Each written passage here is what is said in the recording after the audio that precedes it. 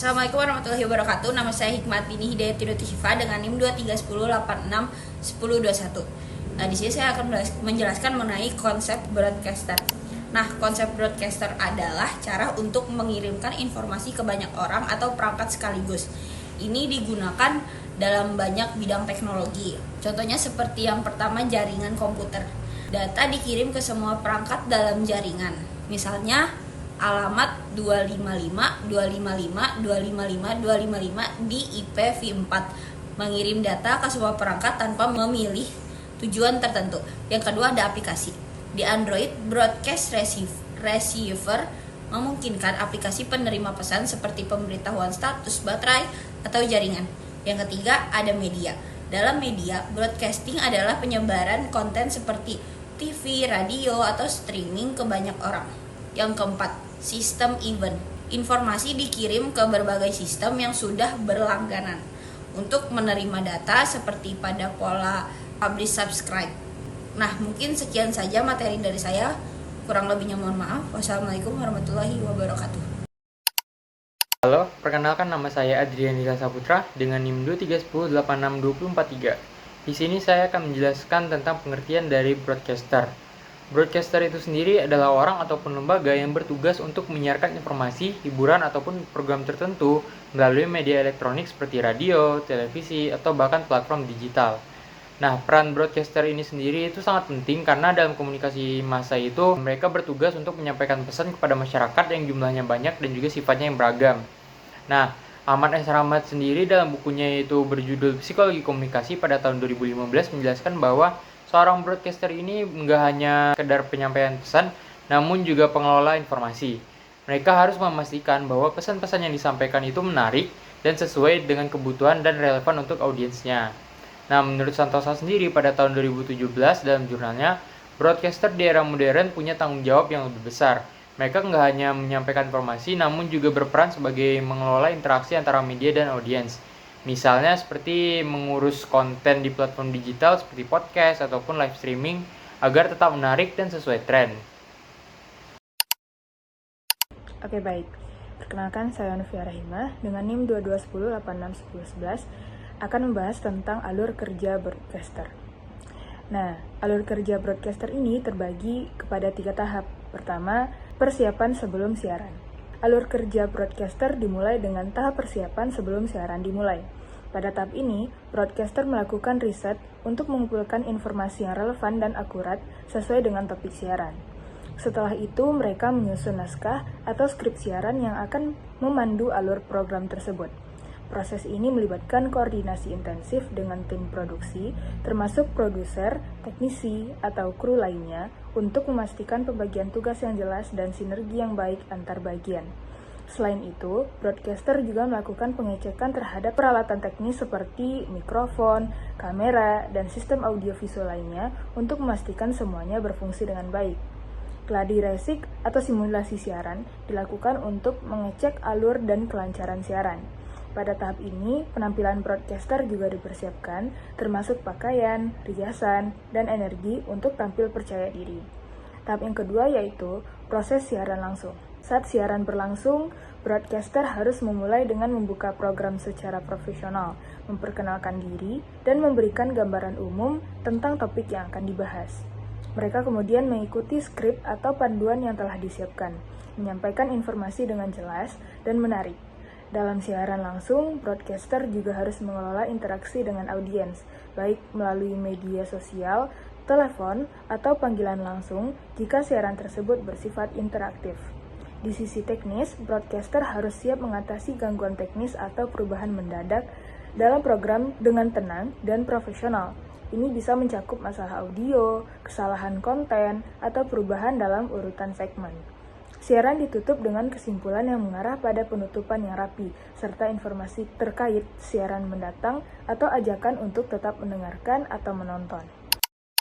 Oke, baik, nama saya Sarah Diviadania dengan NIM 2210863016. Di sini akan menjelaskan kelanjutan dari materi yang telah disampaikan teman kelompok saya tadi pada materi alur kerja broadcaster. Di alur kerja yang terakhir, yang ketiga, yaitu evaluasi dan persiapan siaran berikutnya.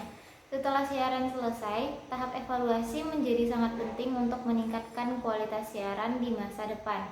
Tim produksi akan melakukan briefing untuk mendiskusikan apa yang berjalan dengan baik dan area mana yang perlu diperbaiki. Proses ini melibatkan analisis masukan dari audiens, rekaman siaran, dan observasi langsung terhadap jalannya acara. Selanjutnya, rekaman siaran diarsipkan untuk dokumentasi dan keperluan evaluasi. Jika ada interaksi dengan audiens yang perlu direspon, broadcaster akan menindaklanjutinya baik melalui media sosial ataupun platform lainnya. Terakhir, broadcaster mulai merencanakan siaran berikutnya dengan mempersiapkan materi baru, riset, dan penyesuaian jika diperlukan untuk memastikan keberlanjutan, kualitas siaran yang profesional dan juga menarik. Baik, sekian yang dapat saya sampaikan. Terima kasih. Oke, baik. Materi selanjutnya yaitu mengenai kerangka kerja broadcaster. Yang pertama itu ada perencanaan konten. Perencanaan konten ini merupakan tahap awal yang menentukan arah strategis dan operasional suatu siaran. Mungkin ada beberapa tahapan dalam perencanaan konten. Yang pertama itu mengidentifikasi target audiens. Seorang broadcaster itu harus mengetahui siapa yang akan menjadi penonton utama mereka. Mencakup kategori umur, gender, pekerjaan, pendidikan, dan preferensi hiburan. Contoh, siaran berita malam mungkin ditargetkan untuk profesional muda, sedangkan kartun pagi itu untuk anak-anak. Yang kedua itu segmentasi pasar. Pembagian audiens menjadi beberapa kelompok untuk membuat konten yang relevan. Misalnya segmentasi berdasarkan usia, yaitu anak-anak, remaja, dewasa, atau lokasi yang geografis. Yang selanjutnya itu penentuan format. Format siaran ini menentukan cara seorang broadcaster itu menyampaikan informasi. Misalkan yang pertama itu hard news. Hard news ini merupakan berita yang serius dan mendalam, seperti berita-berita politik dan berita ekonomi. Yang kedua itu ada soft news, yaitu berita ringan, seperti gaya hidup dan hiburan. Dokumenter juga termasuk, wawancara juga, talk show juga. Mungkin ini juga beberapa format lain yang bisa dipilih. Dokumenter, wawancara, ataupun talk show. Maksudnya itu perencanaan jadwal. Penyusunan jadwal itu memerlukan pemahaman waktu terbaik untuk menyiarkan program tertentu. Contoh, acara olahraga ini biasanya disiarkan di akhir pekan. Dan program berita yang ditayangkan pagi atau malam hari itu ketika audiens yang lebih banyak di rumah. Yang kedua itu tahapan dari pembuatan konten, itu adalah tahapan produksi. Yang mana ini mencakup proses kreatif dan teknis. Yang pertama itu dari tahap produksinya adalah pembuatan naskah. Naskah ini menentukan alur siaran dan memuat informasi yang akan disampaikan. Dari penyusunan naskah ini kita harus mengacu pada yang pertama itu menggunakan bahasa yang jelas dan mudah dipahami. Dan juga disesuaikan dengan karakteristik program, misalnya serius untuk berita atau santai untuk hiburan. Yang kedua itu tahap dari produksi ini ada teknologi produksi. Alat produksi ini meliputi kamera berkualitas tinggi, mikrofon atau perangkat perekam, dan software pengeditan seperti Adobe Premiere Pro ataupun Final Cut Pro. Inovasi teknologi seperti green screen atau animasi CGI dapat juga meningkatkan daya tarik visualnya. Yang selanjutnya itu tahapan dari produksi ini adalah kreativitas visual dan audio. Yang pertama itu mencakup elemen visual, komposisi warna, grafis, dan sudut pengambilan gambar. Yang kedua itu elemen audio, musik latar, efek suara, dan kejelasan vokal penyiar. Kombinasi visual dan audio yang harmonis itu dapat menciptakan pengalaman yang lebih menarik bagi audiens. Yang ketiga itu tahapan dari kerangka kerja broadcaster ini adalah penyiaran. Nah, pada tahap ini tuh konten yang sudah diproduksi disalurkan ke audiens melalui berbagai platform. Yang pertama itu platform siaran. Contohnya media tradisional, yaitu seperti televisi dan radio. Yang kedua itu media digital, seperti live streaming di YouTube, Facebook, ataupun platform OTT seperti Netflix dan Netflix. Yang kedua itu pengawasan real time, melibatkan tim teknis untuk memastikan kualitas gambar, suara, dan sinyal siaran. Teknologi monitoring digunakan untuk mengidentifikasi gangguan secara langsung. Yang selanjutnya itu manajemen gangguan. Contoh gangguan seperti gangguan teknis, sinyal yang hilang, gangguan non-teknis seperti kesalahan dalam penayangan konten. Itu ada solusinya dari gangguan konten ini adalah tim harus memiliki backup plan seperti konten cadangan untuk ditayangkan saat terjadi kendala-kendala tersebut. Selanjutnya itu adalah poin keempat, yaitu evaluasi dan pembanding. Poin A, analisis data audiens. Menggunakan analytics tools seperti Nielsen untuk televisi atau Google Analytics untuk siaran digital. Metode pengukurannya, jumlah penonton atau ratings, durasi penonton atau retensi, ulasan dan komentar di media sosial. Poin B, penyesuaian sendiri. Menilai keberhasilan program berdasarkan data tersebut. Contoh, jika acara prime time memiliki rating rendah, bisa dilakukan perubahan format, waktu, siar, atau strategi promosi. Yang kelima yaitu prinsip etika dalam penyiaran. Poin A adalah objektivitas dan akurasi. Tidak boleh memanipulasi informasi atau menjadikan fakta secara bias. Semua informasi harus diverifikasi sebelum ditayangkan. Poin B, keberimbangan, memberikan kesempatan kepada semua pihak untuk menyampaikan pendapat mereka, terutama dalam topik kontroversial. Yang poin C, privasi, tidak boleh menyebarkan informasi pribadi tanpa izin, hindari konten yang berpotensi mencemarkan nama baik. Dan poin keempat adalah konten yang aman, tidak menayangkan kekerasan ekstrim, pornografi, atau konten provokatif lainnya. Baik, selanjutnya akan dilanjutkan oleh rekan saya. Baiklah, selanjutnya kita beralih kepada studi kasus, di mana di sini saya akan membahas mengenai transformasi broadcaster XYZ di era digital. Di mana perusahaan XYZ ini adalah salah satu broadcaster terbesar di Indonesia yang telah mengudara selama lebih dari 2 dekade. Nah, selama bertahun-tahun, XYZ ini menjadi pilihan utama masyarakat untuk mendapatkan informasi dan hiburan melalui saluran televisi dan radio. Namun, dalam 5 tahun terakhir, perusahaan ini tuh menghadapi tantangan besar akibat pergeseran perilaku konsumen yang lebih memilih platform digital dibandingkan media tradisional. Nah, penurunan jumlah penonton televisi ini menjadi tantangan yang harus dihadapi.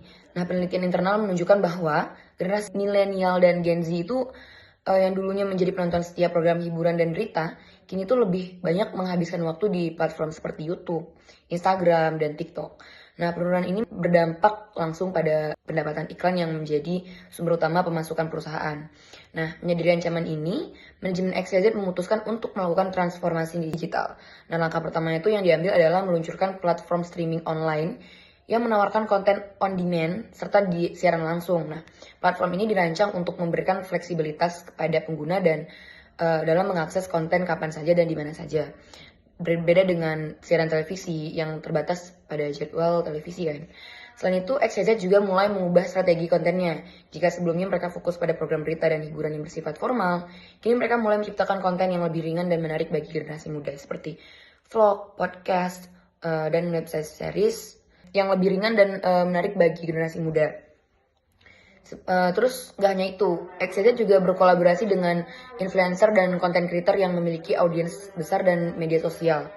Kolaborasi ini bertujuan untuk meningkatkan visibilitas perusahaan di kalangan pengguna media digital. Lalu selanjutnya ada transformasi ini tidak berjalan tanpa tantangan ya. Awalnya banyak karyawan senior yang merasa skeptis terhadap perubahan ini. Mereka khawatir bahwa konten digital akan mengorbankan kualitas yang selama ini menjadi kualitas umum XYZ. Untuk mengatasi hal ini, perusahaan mengadakan pelatihan dan workshop untuk meningkatkan keterampilan digital para karyawan. Sekaligus memperkenalkan budaya kerja yang lebih adaptif terhadap perubahan teknologi. Setelah 2 tahun menjalankan strategi digitalnya, XYZ mulai melihat hasil yang positif. Platform streaming mereka berhasil menarik jutaan pengguna aktif bulanan, dengan sebagian besar berasal dari kelompok usia 18 hingga 35 tahun.